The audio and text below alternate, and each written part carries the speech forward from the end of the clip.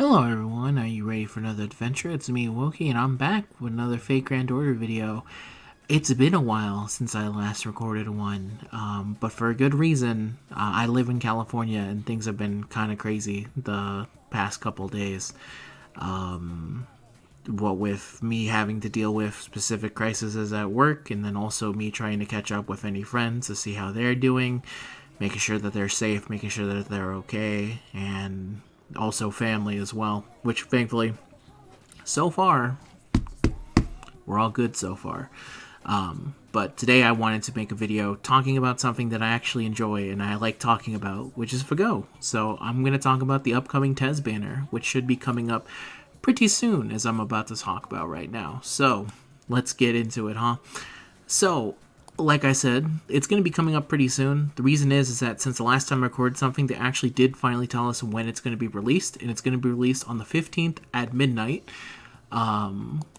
which means that this is going to be on the 14th for me, specifically. You're going to have to put into GMT, but they also did release that they're saying we're going to be doing a small Caldea Branch Station US Branch Light, which is going to be on the 14th, which is going to be maintenance for most people. If you know when FGO maintenance is for you, that's when it is.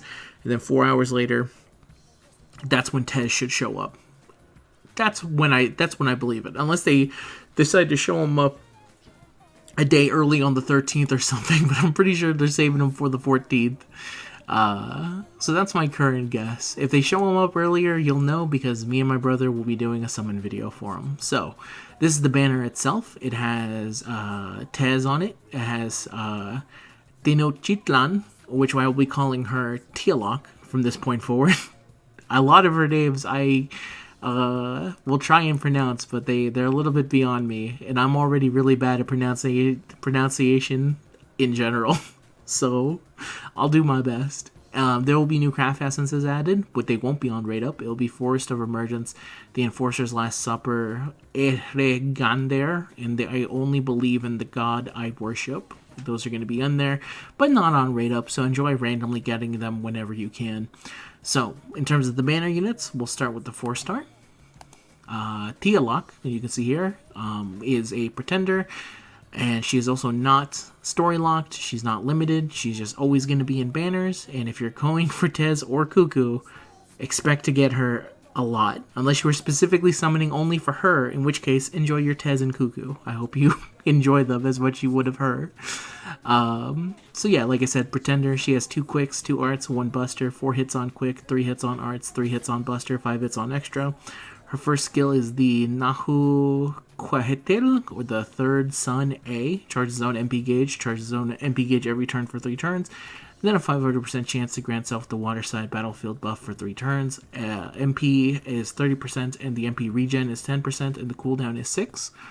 Her second skill is the Shio Yotl, the Flower War A. Completely butchered that one. Increases party's attack for 3 turns, increases party's critical damage for 3 turns, grants party ignore evasion for 3 turns, and then also as a debuff, removes all, not as a debuff, as a, I forget what it's called, remove all enemies 1 latest gut status, and then if it was successfully removed, a 500% chance to reduce their defense for 3 turns. 20% to attack, 20% to crit damage, and if you remove that guts, it's 50% to damage being lowered, not to defense being lowered. On a cooldown of 6. Her third skill is the Metztilepan, the Lake Texacoco EX, increases own quick, arts, and critical damage for 3 turns, and then also reduces party's damage taken for 3 attacks over 3 turns. It's 30% to quick, arts, and crit damage, and then the damage taken is 2,000 less, and it's on a cooldown of 6. Her passive skills are Territory Creation EX, Divinity A+, the Waterside Business A+, which is an increase to own crit damage when on the Waterside battlefield, and then the City-State Alliance A, which is an increase to the party's arts performance by 8%, except for self while self is on the field.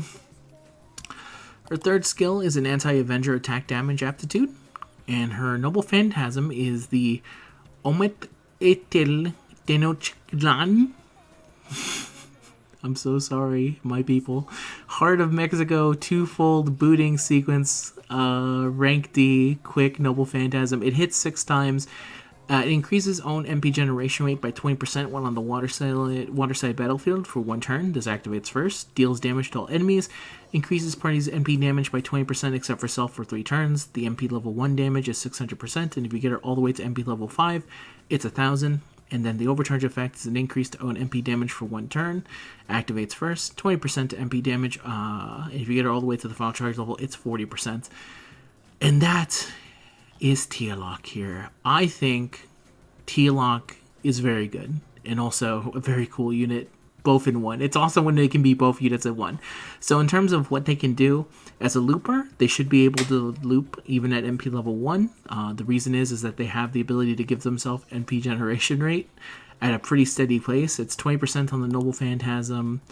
And then they also have the ability to charge on MP gauge for an additional 10% every turn, and that combined should make it so that you should be able to cross the finish line.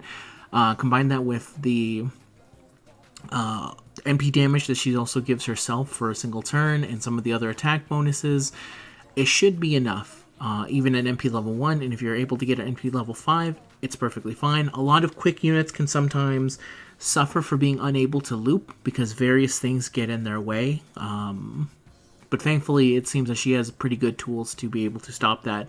And even if you didn't want to use her as a looper, I think she's still good in that. I really do like a lot of the stuff that she's got going on. Like, I like the ability to grant the party ignore evasion for 3 turns, which, trust me, in a lot of fights you'll be fighting on. I think literally in the fight I just had with Angr Manu for a most recent video that I did, I just kept lamenting that. I was like, oh my god, this stupid evasion he keeps applying to himself. If only there was a way to get around it. Giving it to yourself is already very good. Giving it to the party in general is some great tech for a unit, because you're just like, hey, have at it. Obviously, he doesn't go past shields, but still, the ability to ignore evade, very key, very clutch. And I also like that they have an anti-guts thing. If you're ever fighting against an extremely annoying fight that constantly spams guts, or you're fighting an enemy that has multiple stacks of guts and you're not able to remove all the guts, at least you can remove one of them. It's nice enough that it removes the guts, but also if you successfully remove it, you give them a hit to their defense to make it that much easier to actually kill them. Very cool design. I like it a whole bunch. Even if this doesn't, even if you're fighting an enemy who has specifically a guts that can't be removed, the ability to still increase attack, party crit damage, and give them ignore evasion is pretty damn nice. And yeah, in terms of also buffing the party, the ability to give them remove damage taken for 3 attacks over 3 turns, really nice, very nice. I like it a whole bunch. So in terms of what her kit does, I think it's very solid. I think it's very good. I think it's very fun to play with and go around with that. In terms of their design, only showing the first 2 stages here, just in case the third one might be considered a story spoiler or something. But there's a reason why she was chosen as to be the first Lost Belt 7 unit over my beloved Cuckoo, to be the first Lost Belt 7 one over, to be the first Lost Belt 7 unit to get a, summer unit. There you go. Naito doesn't count because Naito already had Naito Adventure would have to get her own summer version at some point for me to consider her as one of those. But anyway, she just looks really cool. And there's a reason why she's also a fan favorite in Japan, just because her design is very nice, very well done, especially this modern design. It's the look I always see her in whenever I see any fan art. So very cool unit.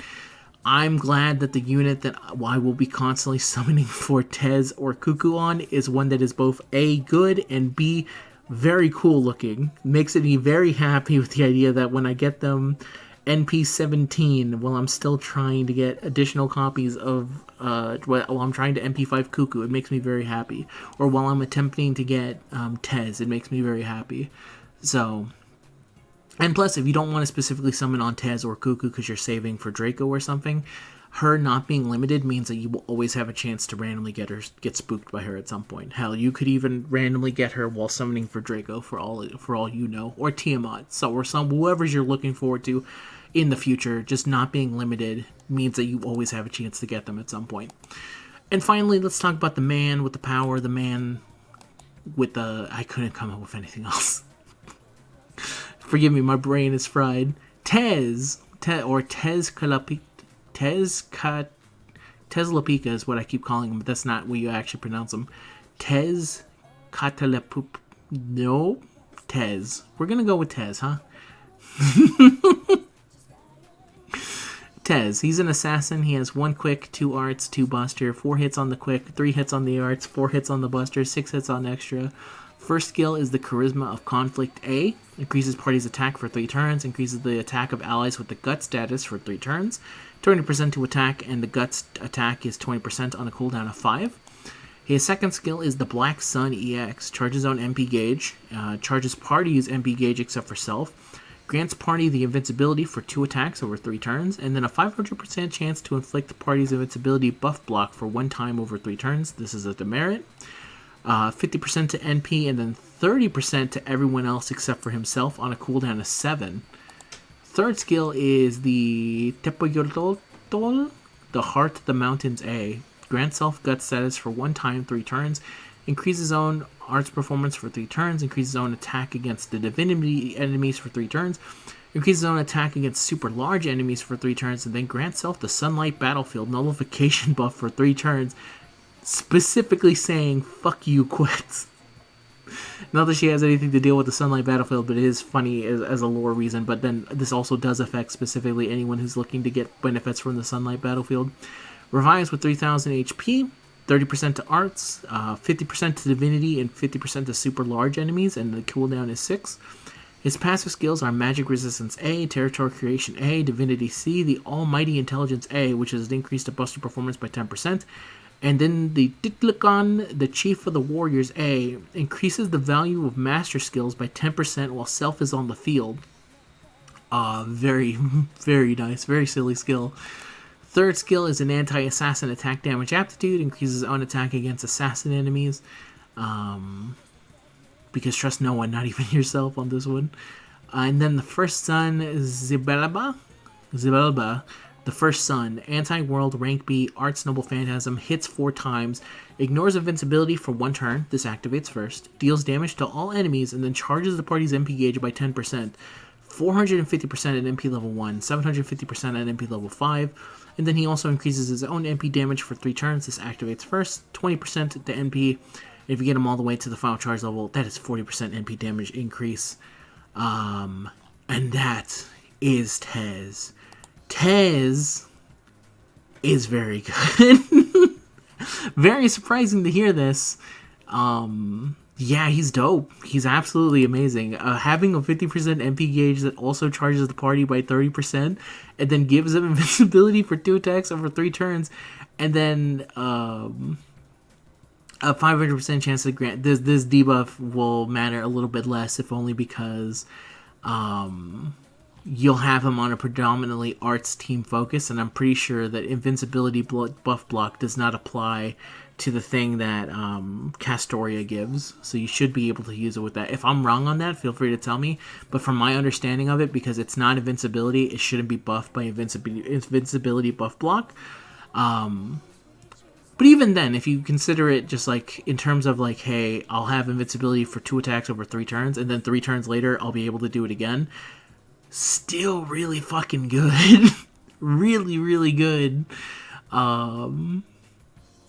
Really, really good skill. The first skill is also very nice if you're ever in a team that I guess is specifically focused on buffing just someone with guts. This ability is also nice because it gives him guts, so this will let him give himself 40% attack while also increasing the party's attack. The ability to do more damage against the Divine and Super Large is very nice. Divine is something you always fight, and there's plenty of big bosses that also are Divine and also Super Large. I'm not so sure about the ability to basically nullify the Sunlight Battlefield, but I'm sure if there was ever a specific boss that says, hey, I'm going to take advantage of the Sunlight Battlefield, this instantly just turns off whatever nonsense they were doing for 3 turns, and we have had bosses like that in the past before. I remember one of the challenge quests specifically had something to do with where it would change to the Sunlight Battlefield, and with Tez on the field, you would just say like, hey man, nah, no son. So he's really, really fucking good. He ends up being, I believe, the best AoE arts unit Not best AoE. Whoa, let me take that back. I'm a little bit frazzled, obviously, by a lot of stuff going on, but I'm not that frazzled. He's the best assassin AoE for arts, for sure. Because the ability to give 4 hits is enough to get some NP gain back, and then the ability to just insanely give yourself 50%, and then give everything else combined. Yeah, man, he's, whether you're looping or you're trying to use him in a challenge quest, I think he succeeds in basically everything that you would want him to do. I think he's a really cool unit. I also do like this little ability here where he just makes your master skills just 10% better while up on the field. Very unique kind of buff. Very cool. I think the actual breakdown of this is, I forget, that was a chart. It's not like the craziest thing in the world to see, but it is, you do just randomly get your master skills better while he's on the field, and that's cool. Another thing to take note of is when it comes to his specific invincibility, if you're ever someone who's looking to make a theme team, first of all, this would probably be tough because, no, actually, it's not here. It's here. So,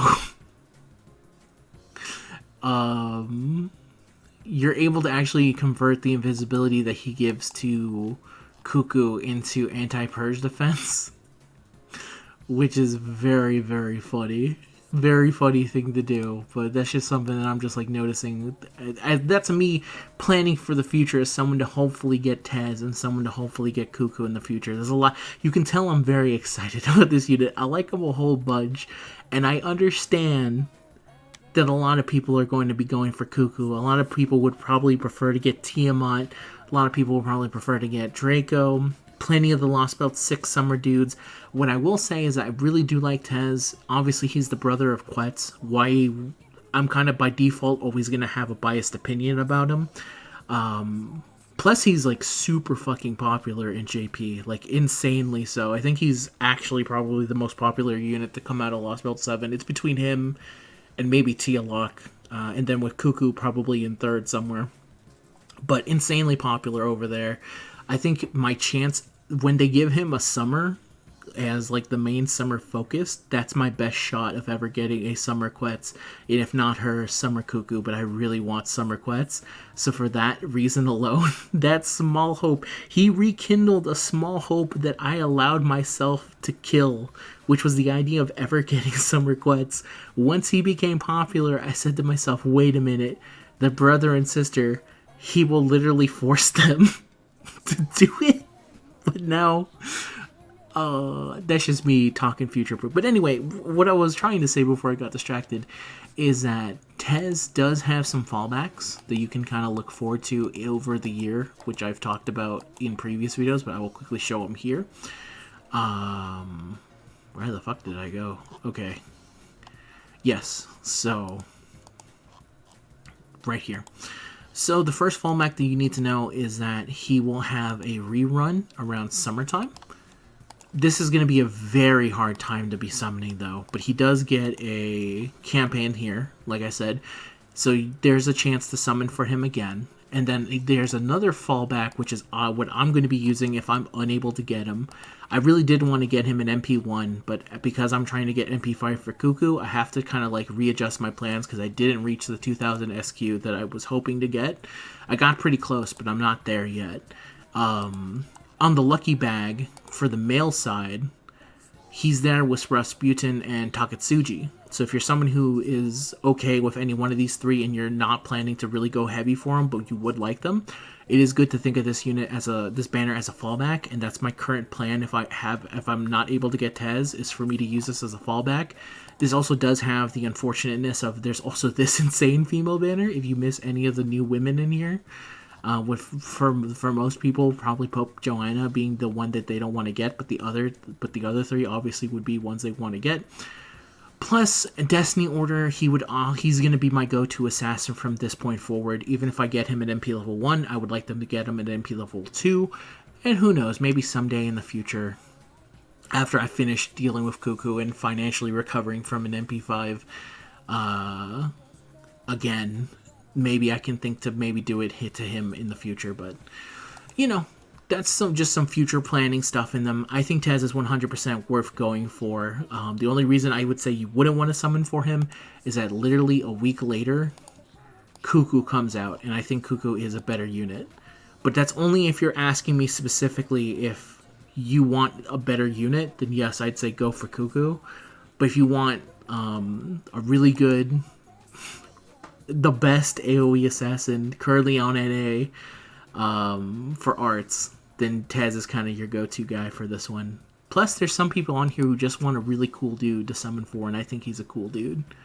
I do not ignore you, 4% female gender who watch my videos. I know that you also want men. It's okay. But anyway, that's enough talking. Thank you very much, everyone, for watching the video, for just giving me... honestly being there to watch me talk about this stuff, because I really do like talking about FGO, and during these times where things are very tough, it's nice to have something to fall back to and enjoy in the brief time that you have before you have to go back to worrying and hoping that everything's safe. So I wish you guys the best of luck out there. I'll see you guys out there for summoning. I'll hopefully try and get some more videos out there if it's looking a little bit less dire as things go on, but I have seriously been kind of drained for a lot of stuff. But it was nice to record this and talk about this. So you guys have a good night, and also stay safe out there. Till next time, goodbye.